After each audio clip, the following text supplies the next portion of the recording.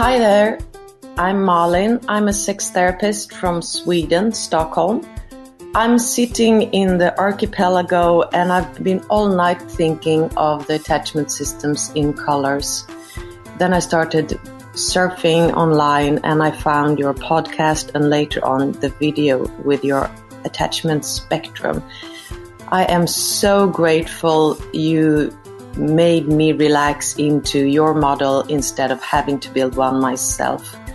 So thank you. And I will continue following you on your podcast. So bye from Sweden.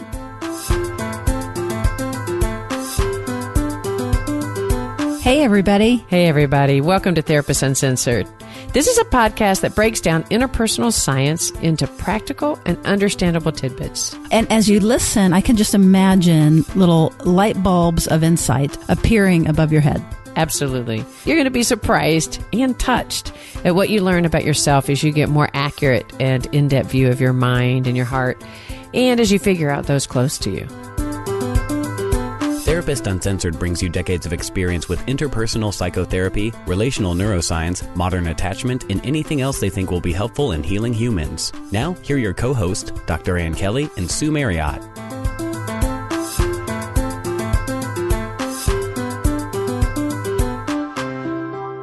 Hey gang, I've got two quick things to tell you before we jump to the show. One is a quick story about our guests, so I'll get to that in 1 second. But first, we wanted to tell you that we're really excited. We have been meaning to get to sit down and record more for actual in-depth, deep dive into more of the attachment stuff. We have been listening to you, and we've got so many requests for more education and kind of more of an advanced track. We have begun to put together the course. So we're really excited about that. Those of you who have been asking for either more application, how to apply it to yourselves and your loved ones, and therapists that want to know more and really get into the nitty-gritty of it. So we are on the case. Keep an ear out for that. In the meantime, I'm very excited to tell you about this story too, which is that we had a listener that got so jazzed about what we were talking about, and it was really changing her life. And she will say that. Learning about this material and really being able to apply it. Her thing was that she was able to apply it in her career because she worked with adult learners. She just saw some of the trauma happening in the classroom. So she was able to put together a fellowship from Australia, which, by the way, shout out to all you Australians. We have a great listenership there. I think that maybe behind the United States, you might be our number one. So big wave to you, and you're going to love Linno. She came and met us, which was awesome. But then she was also able to tour across the United States and in Canada and met with thought leaders and people who were applying it in different settings. And so she today is going to bring you the best practices. She brought them back to Australia and is now speaking and teaching on this material, which is so great because it was able to seed more intervention in various ways across other countries. So we are so proud of that. But you'll love Linno. It'll be the best practices and kind of what she learned and kind of her takeaway nuggets. But also the population is interesting. So don't glaze over if you don't work with adult learners. It's not just about that. But I want to say one thing about adult learners. They didn't make it the first round in our educational system. What I would say is the educational system didn't support them enough. The institutions weren't able to take care of this group of people. And so you can imagine that as they come back through, that it's going to be really important to engage them.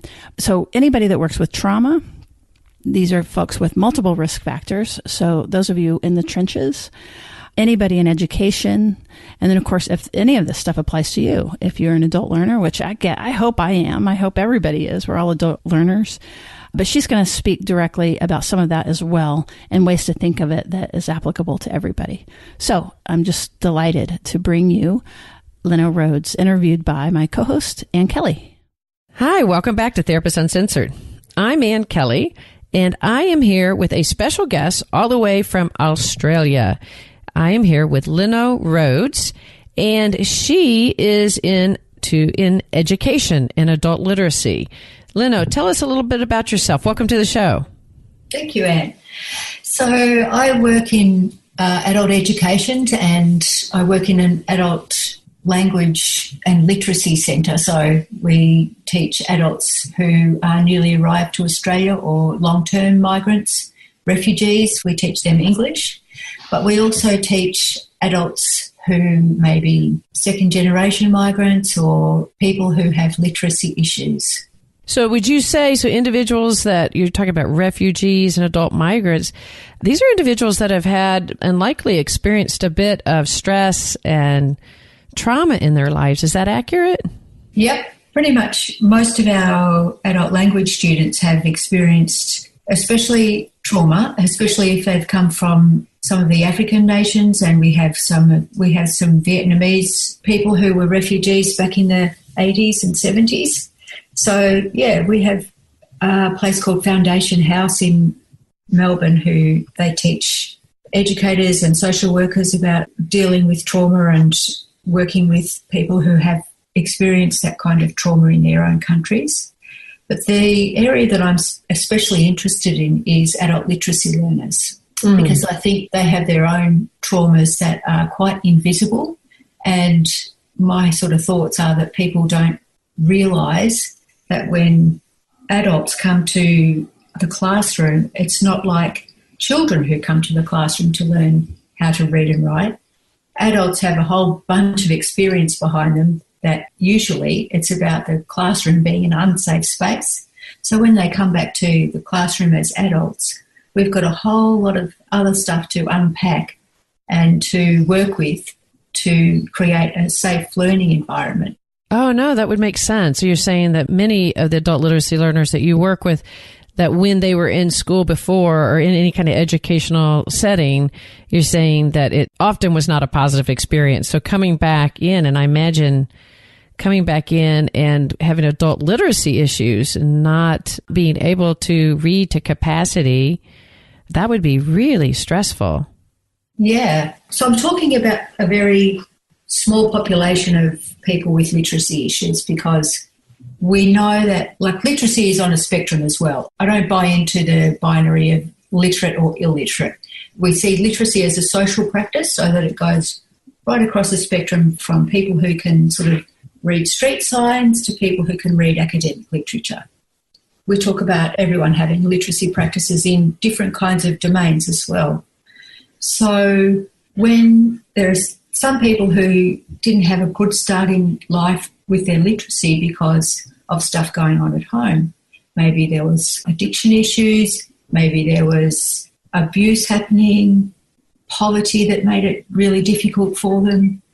So when they come to school as little ones, their minds their brain is sort of shut down in the learning space because they've got all these other problems going on at home that makes it difficult for them to learn when they're in school. And so they either sort of go into the shut down little ones where they're just sort of daydreaming and out the window, or maybe they're the kids who become the so-called naughty kids who that just gets reinforced by the teacher. So all the way through school they become the naughty kid or the daydreamer who sits at the back of the classroom and doesn't get noticed. So their literacy issues really don't get addressed. And quite often they become who the teachers or their parents or their peers set them out to be, which is the kid who can't read or the kid who can't write or so on. Yeah, I imagine it gets cumulative, doesn't it? The further to the back of the class and the more they start seeing themselves as with the identity of whatever they've been given, I can imagine that it just starts intensifying and their distance from education gets greater and greater. Exactly. Yeah, so then they believe that about themselves, and they also quite often, well, at least back in my, when I was at school, they would be punished severely for not being able to read and write, and the classroom would become a very unsafe space. When adults return to the classroom who have that background, they're coming into a space that is threatening to them. Are quite vulnerable as adults returning to study. It takes a lot of courage, I think, and I really applaud anyone who comes back to study to address the literacy issues, because I just think, wow, they've been through so much and they're coming to address something that's become a sort of core thing for them. Yeah, what is the group that comes to your center specifically What is the general motivation for them to pick up as adults and come back in to further their education? I think that they really want to improve their lives and be able to read and write beyond the levels that they can.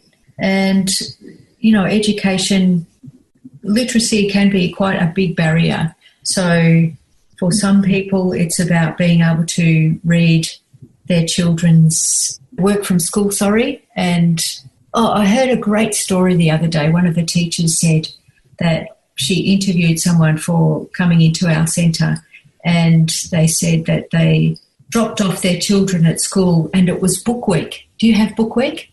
We do.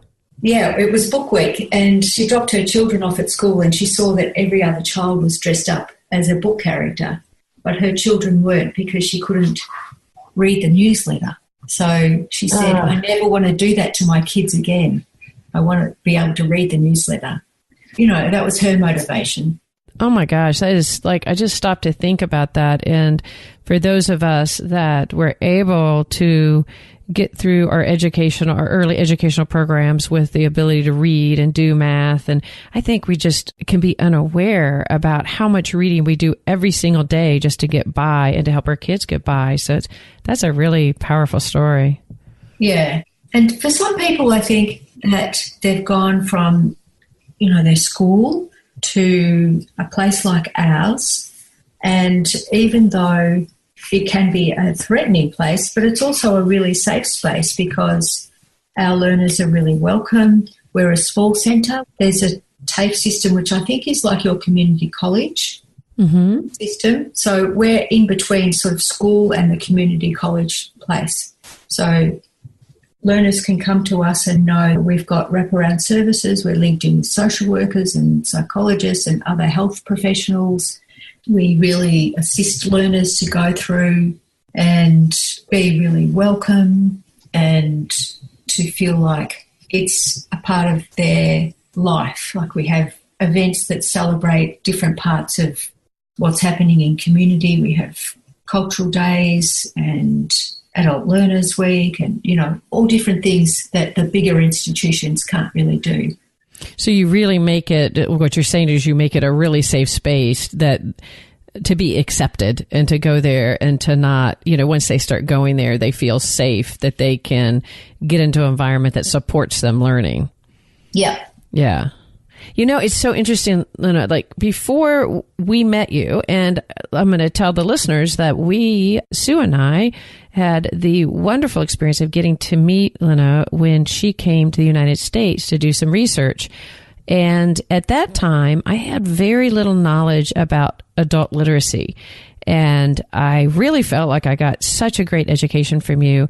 And part of that is just that, like I was saying before, just how many people that adult literacy issues impact. I think we just probably even underestimate in the United States, especially, I'm stopping to think about all the kids right now that we're keeping at the border and the trauma that they're going through and just how easy it is to get your education interrupted or because of personal trauma, like you were mentioning before, that you start disengaging from the regular school system. And then what a long-term, you really helped me understand what a long-term impact that can have on people's lives. So it was so motivating to meet you and to understand kind of the work you're doing and how extremely important it is.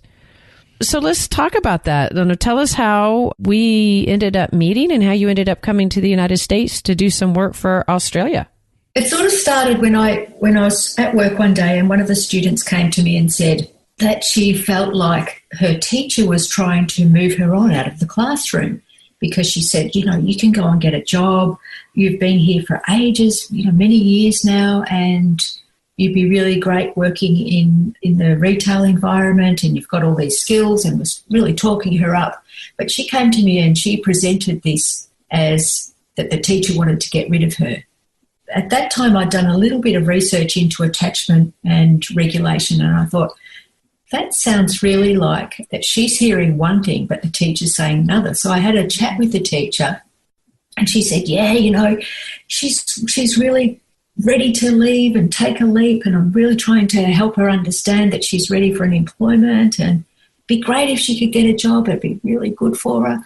So I thought there's a really big chasm here where, students obviously become triggered into hearing what I think she was hearing was, she doesn't want me anymore, I'm no good, she wants to get rid of me, and was becoming completely dysregulated. And I thought if teachers could understand about attachment and about regulation and a few other theories that I hadn't sort of investigated yet, and be able to pass those on to students, wouldn't that be a powerful experience for us as educators and for students to also know that they in a reactive space rather than just hearing what's happening? Yeah, really good point. Yeah, so I thought I'd heard about these fellowships that were on offer at that point, the International Specialised Skills Fellowships that offered once a year in the education area for Australians to go overseas and see best practice and do some research with experts and bring that back to Australia. So I applied and I was successful and I was totally thrilled. So I had been listening to the Therapist Uncentered podcast. So I got in touch with you guys and you made me so welcome and put me in touch with some other people. So I had a really great experience. Yeah, she was able to come to the United States to do multiple locations to learn about attachment and emotional regulation. You came here and saw us, and at that time, David Elliott was here. And you also went to California. And who did you visit with in California? I went to the Centre for Connection, which is Tina Payne-Bryson, I think. Yes, we've had Tina. Yeah, and I visited with Deborah Horry and Olivia Martinez-Haig, I think that's the right way to pronounce. And they both work with children who have learning differences. And we talked a lot about safety in the classroom and how, some different ways of bringing the safety for students. And, that was very, very educative and I had a great experience there. And I also went up to New Hampshire to visit Kirk Olson and Sher Cummin. And Kirk has written a book about attachment in the classroom. And I visited with them and I got to visit the school that Kirk works at, the Parker Academy, which was amazing. And I saw the children there who mostly are on the autism spectrum or they have anxieties. And so the school works in a very holistic way. And one thing I really noticed and brought back to our learning centre is that they have regulation charts on the wall that each child has made for themselves that indicate, at this point I'm starting to get a little bit uncomfortable and this is what I can do to bring myself back to the green zone. And at this point, unreachable. I need to go outside, take a break, maybe you can call my parent or something like that. So it's about giving children the power to bring themselves back to the green, but also know when they need help and when they've gone beyond. And I thought, they have it on the board, you're saying, so that the kids all can around see the it? walls. And do they use green? Yeah, they use the green and the blue and the red. Do they? Oh my gosh, that's so exciting. So for those of you that are new to our podcast, the green, as we describe it, is a place of finding ourselves more centered, balanced, and in a secure place. The red would be a place of high activation, a bit of fear and reaching out, and the blue would be more of a system de-escalation, deactivation, where people tend to go down and away. So helping kids learn where they are in an emotional regulation place, that's just wonderful. And as adults too. Oh, yeah. We all go there. So it's great for teachers to be able to identify when they are triggered into one of those spaces because we all react off. We have our reactions to different students and their behaviours. And if we can understand that as educators, that we come into the classroom with our own regulation chart and this is what's happening for students when they are dysregulated, it's really putting yourselves into a mind-sight ability, right? Absolutely. Being aware of yourself and being aware of the emotional responses of the students. And I think that's just so helpful. Yeah, no, that really is. I love what you were doing as you were traveling. You were getting to see programs with kids and being able to extrapolate that to adults, and also being able to really talk about helping teachers recognize where they are and helping teachers recognize where students are.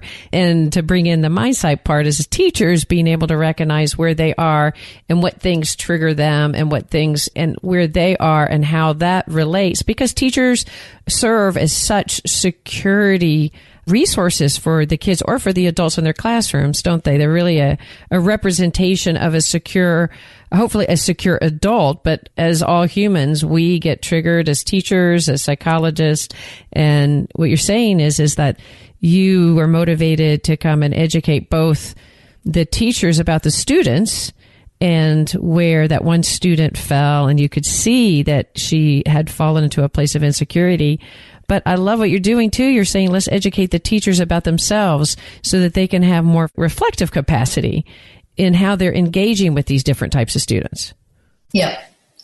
Can I tell you a story? Oh, please. Yesterday, I had the opportunity to teach. So it was an adult literacy class, and, you know, I've been living this in my head for a good year, 2 years now. So I thought, you know, I've been waiting for an opportunity to get back into the adult literacy classroom.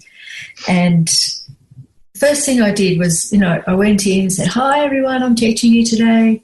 Then I said, "What we're going to do today is some reading. So everyone go and grab a book." And it was so the wrong thing to do. People in that class have really big issues around reading, and to just go in and dump that was so wrong. Oh, that makes sense. 2 people said, "Oh, I'm going home." And I had to really backpedal quickly to bring back a sense of safety to the classroom. Because they could be so embarrassed. Terrible thing to do. Yeah. So I backpedaled and said, "Actually, I'm going to read to you." So I read to the class for a little while, and then we did some literacy activities out of that, which was great. You know, it turned around. So, but you noticed their reactions, and you were tuned into their reactions instead of it being a discipline issue or an apathy issue.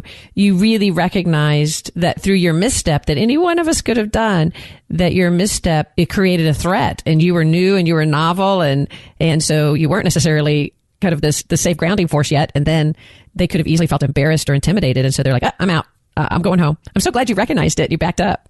Oh, no. Yeah, it was really easy well, it was easy for me, I suppose, because I have been, you know, thinking about this and sort of living it for a while now.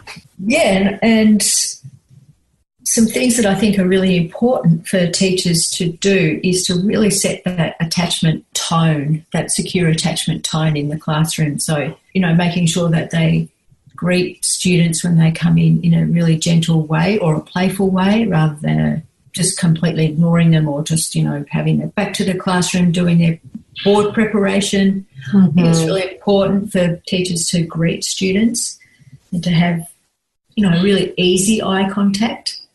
So when they come in, they feel like they're welcome. Adult literacy learners often don't feel welcome, don't feel like they belong, don't feel like they've got a right to be there. You know, there's often Centrelink or Social Security on their back about being there and doing their hours and not doing their hours and how many hours. And so there's that kind of pressure on them as well. So they have all of their own narrative and own stories going on inside them that could make that situation feel unsafe. And what you're saying is that you really motivate the teachers, or really encourage the teachers to be aware of that and how to engage in secure relating to kind of bring them into the room. Yeah. Lots and lots of teachers just do that intuitively. Right. I think that's the thing that I really loved learning about this whole area, was that some of the things we do intuitively, there's a name for. Mm-hmm. When you learn the language, it gives you so much more. You can go that extra step and find out why and find out what's next. But when you don't have the language, you're sort of stopped. It's a bit stunted. Right. Well, that's true, because when you have the language either for what's happening, because it could be what's happening in your body. If, let's say that you walked in and maybe you tended to lean towards an attachment style that is a little bit more red, a little bit more sensitive to rejection or the assumption of rejection. And you walked in and everybody, your new students weren't making much eye contact and they didn't seem interested and they looked a little, bored. It'd be really easy for you to interpret that yourself as something about you.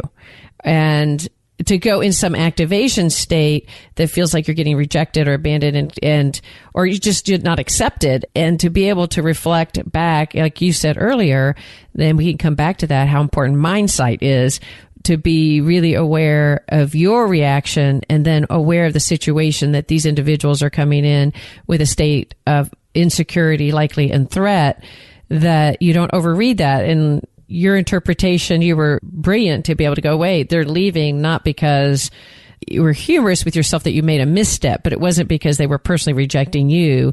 And you were able to see, wait, these individuals need more safety, more security. And you just naturally brought them back in a safer environment.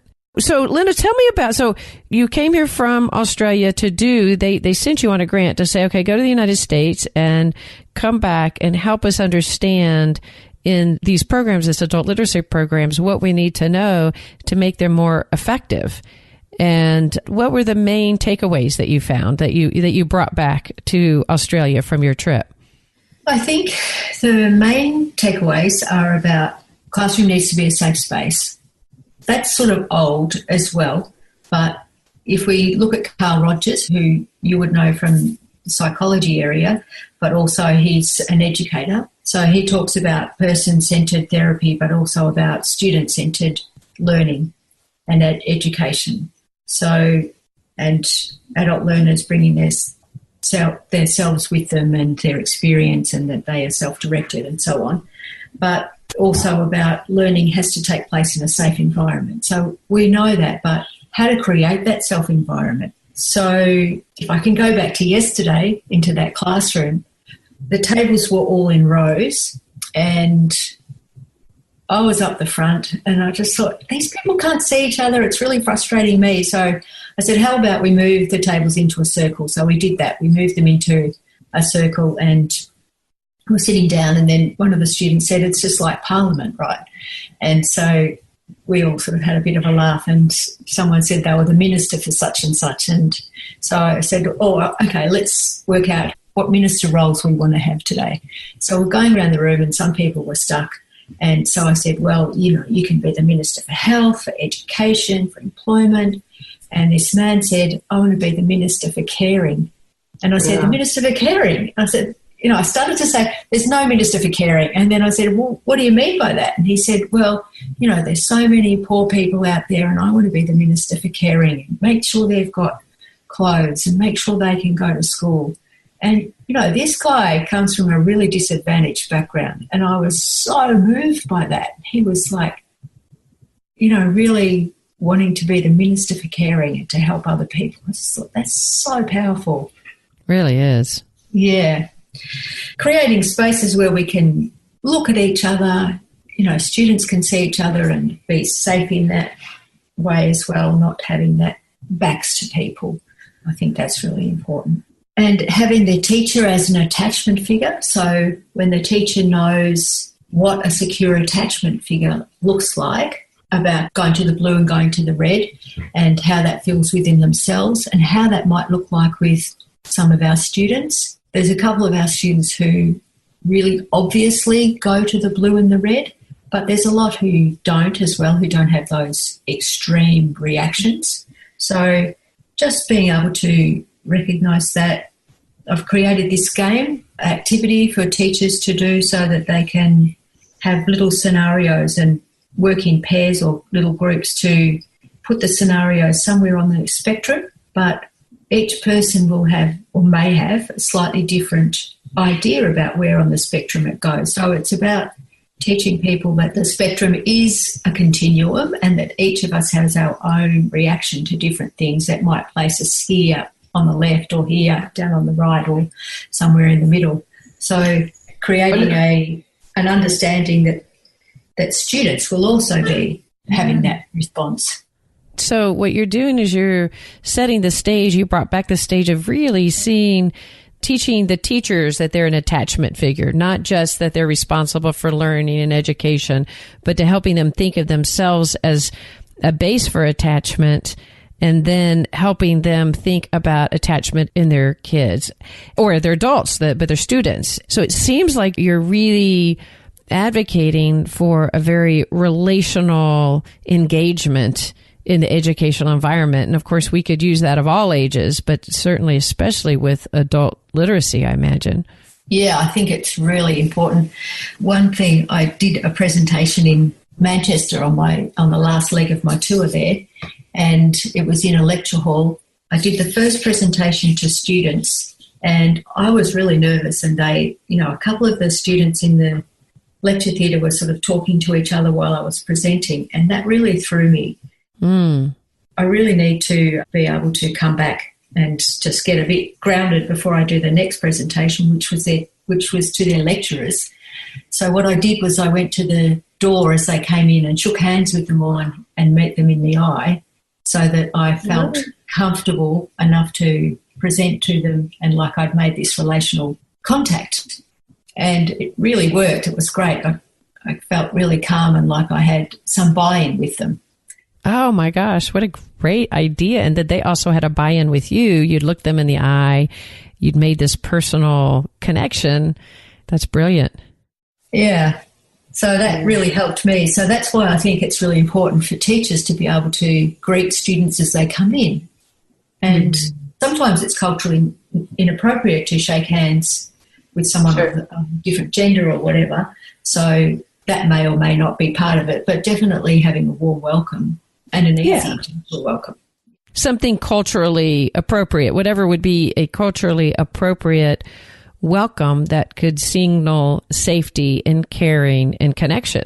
And that in and of itself is going to set the tone for the bodies, especially for individuals that see the classroom as not necessarily safe and they're already charged up in one way or the other, and it would bring their body down to center more in this relational way. For those of you, again, that were using some languaging about the spectrum, we will have this in the show notes. I'll even put a picture of the spectrum in the show notes that might help you follow along. And we also have different podcasts. I believe episode 59, 60, and 61 all talk about the blue and the red and kind of could bring further understanding of what we're talking about. Yeah, so the other things that I brought back were about mindset and mind sight. So I talked a little bit about the mind sight, just being able to be present enough to know where your head and your emotions are and being able to see what's happening for the student in this situation. The mindset, which is something else I got from Carol Dweck's book, but also from Kirk's school, the Parker Academy. The other thing that the kids had on the board were some pictures of them as fixed mindset, which is, I can't learn this and I'm not a good student. I'm not a good student. I'm no good at maths, for instance. And then a picture on the other side of the growth mindset, which is these are some ways that I can learn. This helps me learn. These are strategies that I use. And which brings me to another really important point, I think, about teaching adults is that they've had so many experiences of being wrong and being told, no, that's the wrong answer, or no, you didn't understand, or whatever, that it's really important to give them experiences or to create experiences where they can have success. So we focus more on strategies of learning rather than yes, no, right, wrong. So if we're teaching spelling, for instance, and let's use the word centre, because you and I both spell that differently, you're ER and we're RE. So if a student wrote centre, CENTER, what I might do is tick all of the letters and say, yeah, you got all the letters right, but these two are in the wrong order, which, what do you think? And they can change it themselves, or, they've got all these ticks. There's no crosses there. So they experience success in that way. So instead of saying, no, that's wrong, you're like, oh, wait, you got all the letters right. Like, so right there, even as listeners are listening, you can feel how much more positive that feels instead of you got that wrong. And it's like, oh, I got all the letters right, but I just confused two of them. What you're talking about with the mindset, and I would imagine, especially with adult learners, a fixed mindset is that belief in ourselves that is set. And you brought up a great one, because I could easily say that I have a fixed mindset that I'm a bad speller. Thank God for Google and auto spelling. So a fixed mindset is I'm just a bad speller, or I'm horrible at math, or I'm no good at this. And it's just a matter of a fact. And it's just like we stated, is this is who we are. And in that position, it doesn't leave us at all in a green zone of openness. And the growth mindset is, I really struggled with spelling. It's not been my best thing, but, I'm open to becoming a good speller. Is that a good example of a fixed versus growth mindset? Yeah. And let's keep on the spelling thing. If we have these experiences for students where they think of themselves as a terrible speller, and then they have the experience of, you've got all these tics, you just need to learn the strategies, then they can experience themselves as, actually, I'm really good at spelling. I know these strategies that I can use. I can use the dictionary. I can use Google Spell or whatever it's called. And I can know that I've got the letters right and ask someone, how many letters are right, and say if there's 3 out of 5 letters right and the other 2 are wrong, then they can, look at it again with fresh eyes and say, oh, yeah, that's center, not center, or something. That's not a good example in that point, but do you know what I mean? What you're saying is not just good, bad, yes, no. It's, hey, there's all sorts of different ways to learn spelling. And by being open to that, you find a different strategy of resources out there that could create a good speller in you. Yeah. You don't want to go back to the ways that we taught spelling, or that they learned spelling in school, where it was spelling tests, dictation. We know those haven't worked for those students. Why would we repeat them in adult learning? Oh, that's so true. Repetition of, you're wrong, no, you can't do it, and the anxiety comes up. You tell someone in an adult literacy classroom they're going to have a spelling test, you watch them walk out the door. Oh, yeah, I would too. Yeah. Yeah, but if you've changed their association to their capacity as learners in general, then they may see that as a challenge. Oh, we're going to have a spelling test, but you're going to get to use all the strategies you've been learning. I could also see them responding, and this would be adult literacy, this could be any age, by like sort of just a different approach. Oh, that's so funny. As all of a sudden it's come up. I've got a personal story related to this. It was 8th grade. I'm positive, because I went all the way through middle school just deciding I was just a C student in math, because I wasn't going to get it, and I didn't get it, and I didn't even worry about it. And I turned in a test, and Miss Perkins said, Ann, can I see you? And my heart went boom, boom, boom, boom. I'm like, oh my God, what did I do? Right. And she came up and she said, why is it that you think that you're not a good student here in math? Like, why do you think that? And I said, I just looked at her like I'd never had anybody ask me that. And I'm like, I don't know. And she said, Ann, you could be a really good student. You are super good at math. Like, I really think you're not thinking about this just the right way. You have a lot of intelligence, and you could really do this. And I really remember, I can still remember the rush in my body of adrenaline, like I was the youngest of 5. So somebody's saying, hey, and I remember leaving going, I'm smart. I didn't know that. How did she know that? And literally, I'm not making it up. I mean, well, obviously I was able to somehow master statistics in my PhD program. I didn't become a MIT specialist or anything like that, but it really shifted the way I approach myself in education. And I would love Miss Perkins out there in 8th grade in Houston, Texas to hear this, but it was really a life shift. And I think everybody probably has that teacher or a story. I hope everybody has at least something. And you're out there creating that now in your adult literacy programs, where all of a sudden somebody looks at you with a growth mindset. And that's what it was, is I had this fixed mindset, and she literally shifted it and said, you can absolutely do that. I don't know what you're thinking. Just go try. And she sent me basically back to take the text the next day. And I don't think that I got the grade. I don't know. But I was like, oh my God. And I remember the adrenaline, the motivation, and literally the attention then that I all of a sudden had in the process.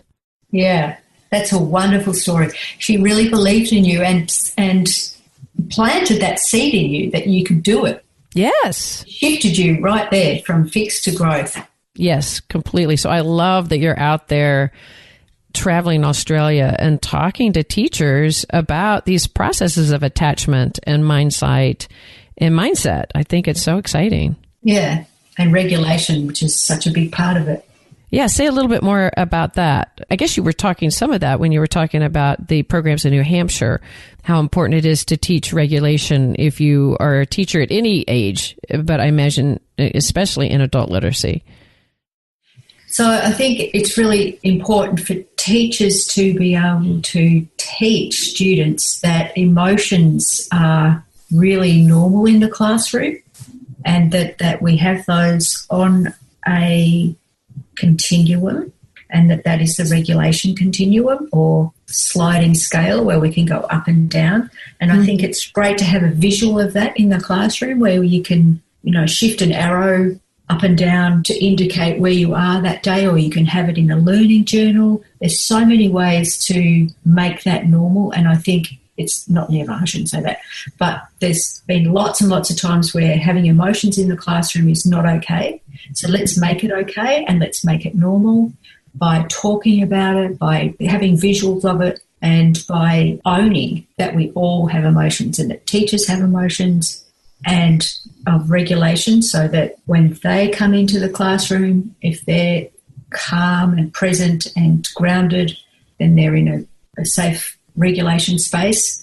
And that when students come in, often they're dealing with a lot of other stuff outside of the classroom, so they're often coming into the classroom in a dysregulated space, weren't paid, or the other money issues are happening, or they're foster children, or they were foster children and they've got some issues around that, or lots of different things that are happening. Their kids haven't got lunch for school, or they haven't eaten for a couple of days, or there's drinking issues or addiction issues in some other way.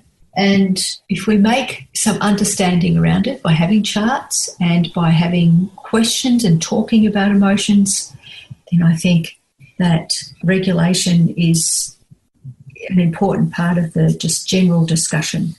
It's not only what happens in the classroom, but helping the students and the teachers be aware of how they walk in, kind of combining that mindset of like, when they come in, where are they? How are they feeling? So getting in touch with that space, because some students might walk in, I imagine, especially in adults, either highly anxious or maybe more on the blue scale where they're a little numbed out and then disconnected. So they may look calm, but maybe they're actually not very present.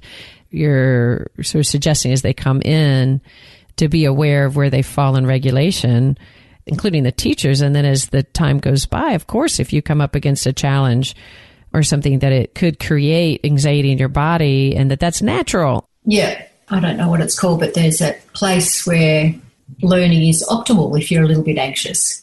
Mm-hmm. Yes, definitely. I don't know about the science behind that, but I know it.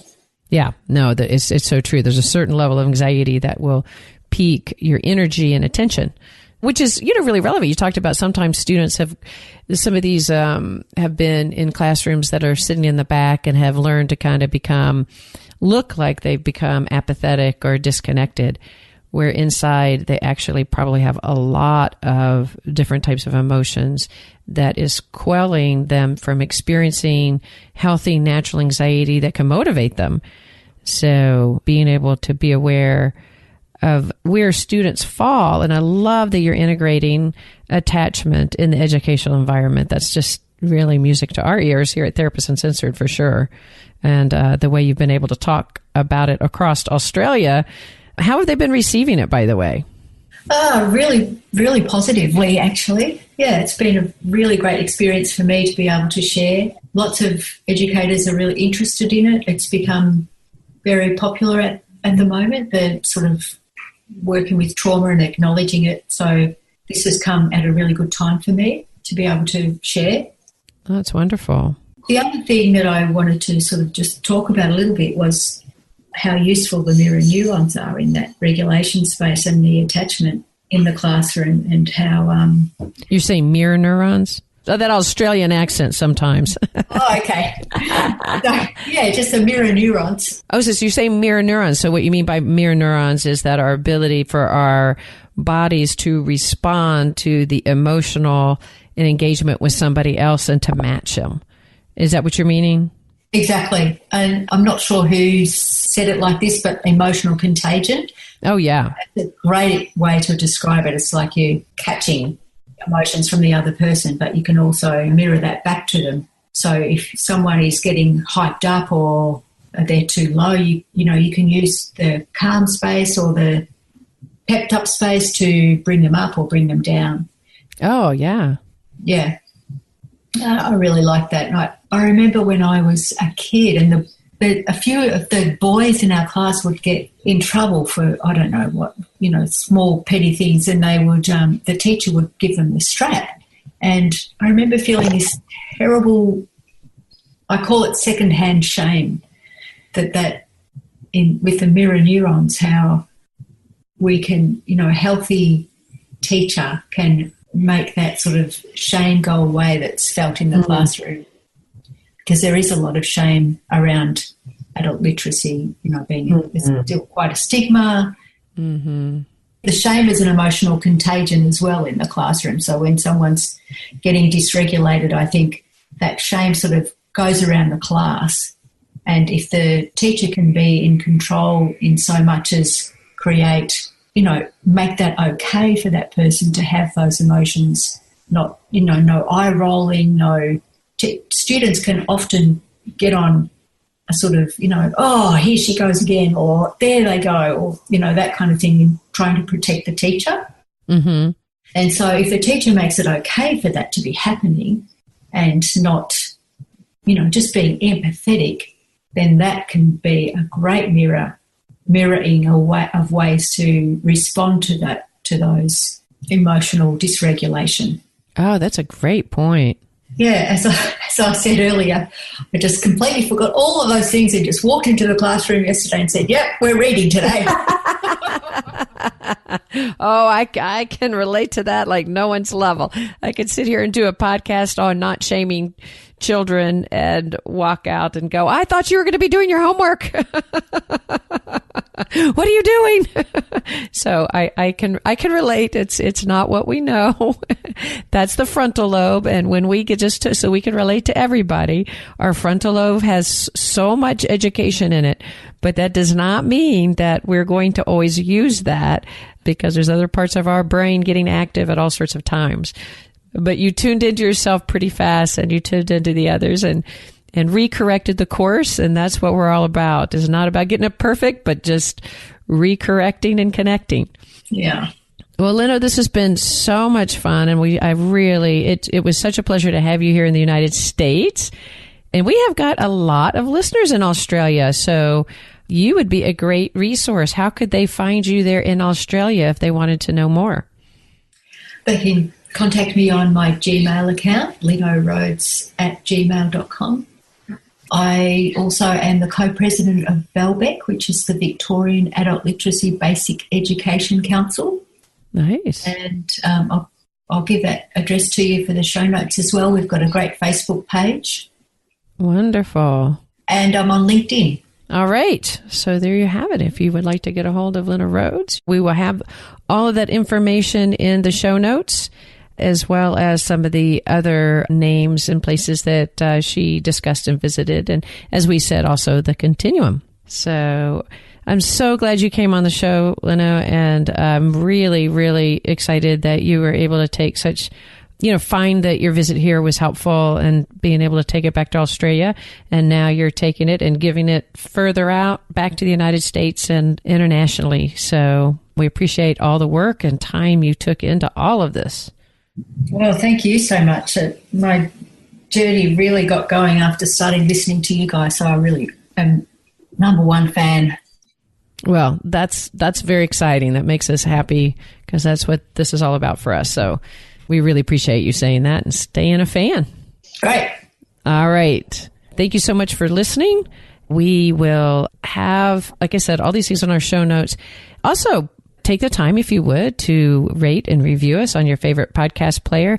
And we also have SpeakPipe, which is a way to go onto our website at www.therapistsuncensored.com, and you'll see a live button. You can push it and leave us a quick voicemail, if you would. Just it's 90 seconds. You could tell us any kind of review, suggestions, recommendations that you would like. We'd love to hear from you. All right. I'd love to say the sign off. So go ahead. See you around the bend. See you around the bend. All right. Bye-bye.